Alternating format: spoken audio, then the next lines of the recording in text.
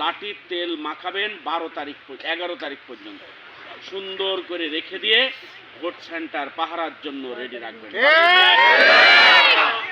আপনার আব্বা, আপনার ভাই, আপনার বোন, আপনার শ্বশুর, আপনার শাশুড়ি, আপনার ভাইরা ভাই, আপনার স্বাস্থ্য ভাই, এই যে সম্পর্কের মানুষগুলো আছে তাদের কাছে ভোট চেয়ে ফেলতে হবে একদিনে। পারা যাবে?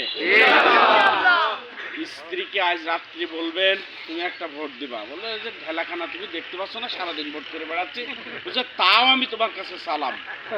ঈদের দিন সবাই জানে আকাশে ঈদের চাঁদ উঠেছে, তাও বলতে হয় ঈদ মোবারক, বলতে হয় না? ঈদের চাঁদ উঠার 7 দিন আগে একটা ভিতরে খুশি খুশি ভাব থাকে না? তো আমরা এখন থেকে সেই খুশি খুশি ভাব নিতে চাই। আমরা এতটা ভোটে এবার বিজয় হতে চাই যে চুয়াডাঙ্গা 2 নাম্বার আসনের ইতিহাসে এত ভোটে কেউ আর কখনো বিজয়ী হয়নি। পারবো না আমরা? পারা যাবে, তার সিগন্যাল আছে। আমাদের যেখানে ইতোপূর্বে ভোট ছিল কম, সেই গ্রামের লোক এখন বলে ভাই এই গ্রামে যদি ফার্স্ট না হই তাহলে জুতার মালা গলায় দিয়ে পালাই যাবে। বলছি এত রিস্ক নেওয়া দরকার না। বলছি রিস্ক কিসের ভাই, কারা ভোট দেবে ওদের এটাই তো আপনি খুঁজে পাচ্ছেন। তাহলে এই বিষয়টুকু মাথায় রাখতে হবে। সকল দল দেখেছেন, এবার দেখবেন কাদের।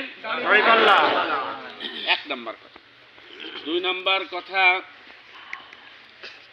আমাদের নেতৃবৃন্দ জামাত ইসলামীকে মানুষ কেন ভোট দেবে, এই 3টে কথা আপনাদেরকে বলতে হবে।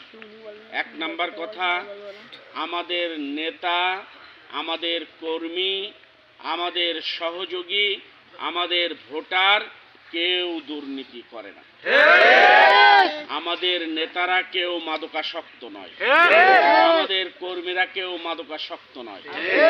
5 তারিখের পর থেকে আমাদের কোনো নেতা কর্মী কোনো মানুষের গালে একটা থাপ্পড় মারিনি। সুতরাং আপনারা আমাদেরকে ভোট দেবেন। এখন আমাদের বন্ধু সংগঠনের ভাইয়েরা বিড়াল আর ইঁদুর খেলছে আওয়ামী লীগের বন্ধুদের সাথে। বিড়াল আর ইঁদুর খেলা করা বোঝেন? এদিকে একটু মারে ওদিকে একটু মারে, এইভাবে খেলে। ওই ইঁদুর যদি মনে করে আমার সাথে বিড়াল খেলছে, খেলার পর আমি আমার বাড়ি চলে যাব আর বিড়াল বাড়ি চলে যাবে, তাহলে মস্ত বড় ভুল হয়। বিড়ালের খেলা করা শেষে ওকে ঘাড় মোটকে খেয়ে ফেলে। আজকে আওয়ামী লীগের লোকজনের বলছে আমরা তোমাদের সাথে আছি, তোমাদের কেস করব না, পুলিশ দিয়ে ধরিয়ে দেব না, ইত্যাদি ইত্যাদি বলছে। খালি ভোটটা দিয়ে দিবা। ভোট দিয়ে দেওয়ার পরে যা করার তাই করবে বিড়ালের মতো মাথায়। প্রিয় ভাইরা, তা কেমনে বুঝবেন? 5 তারিখের পরে তাদের চেহারা একটু বের করেছিল, দেখেছি না আমরা। সুতরাং এই চেহারা যদি জাতি আবার দেখতে চায় তাহলে তাতে যেন ভোট দেয়, আমাদের আপত্তি নেই। এই জাতি যদি বিদ্যুৎ ছাড়া প্লার দেখতে চায় তাদের যেন ভোট দেয়, আমাদের আপত্তি নেই। এই জাতি যদি আবার হাওয়া ভবন দেখতে চায় আমাদের ছাড়া তাদের ভোট দিক, আমাদের আপত্তি নেই। এই জাতি যদি আবার তাদের নেতা কর্মীরা চাঁদাবাজি করুক প্রতিনিয়ত এটা দেখতে চায় তাদের ভোট দিক, আমাদের আপত্তি নেই।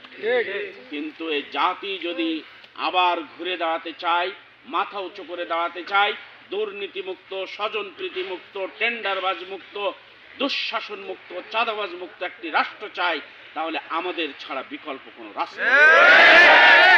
আর আমরা যেই কথাটা বলি সেই কথাটাই বাস্তবায়ন করে দেখাবো ইনশাআল্লাহ। কারণ আমাদের রাজনৈতিক মিশন শুধুমাত্র জনগণের উপকার করার জন্য। আমাদের রাজনৈতিক মিশন ভীষণ মানবতার কল্যাণের জন্য। মানুষের কল্যাণের জন্য আমরা কাজ করতে চাই এবং সামনের দিন আমরা এগিয়ে যেতে চাই।